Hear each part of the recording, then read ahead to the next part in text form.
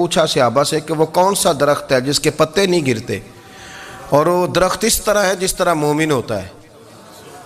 وہ درخت میرے مومن کی طرح بتاؤ۔ حضرت عبداللہ ابن عمر فرماتے مجھے پتا تھا کہ وہ کھجور کا درخت ہے، لیکن چونکہ ابو بکر صدیق بھی بیٹھے ہیں،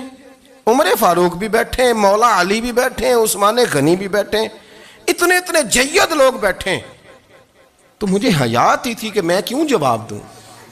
کہتے سرکار نے کئی دفعہ پوچھا، لوگوں نے کئی اور درخت بتائے، پر فرمایا تمہارا جواب درست نہیں ہے۔ آپ حیا کے اس پہلو پر غور کریں کہ سوال کا جواب آتا ہے، سوال کا جواب یعنی مجھے سوال کا جواب آتا اور پھر میں دوں نہ، مجھے بدعزمی نہ ہو جائے گی۔ لیکن میرے عزیز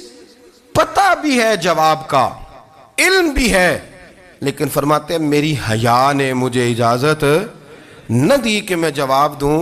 آپ فرماتے ہیں پھر حضور سے صحابہ نے عرض کی کہ یا رسول اللہ آپ ہی بتا دیں وہ درخت کون سا ہے، تو حضور نے فرمایا بھئی وہ کھجور کا درخت ہے۔ تو آپ فرماتے ہیں میں دل میں کہہ رہا تھا کہ الحمدللہ میرا جواب درست ہے، حالانکہ میں نے جواب دیا ہی نہیں۔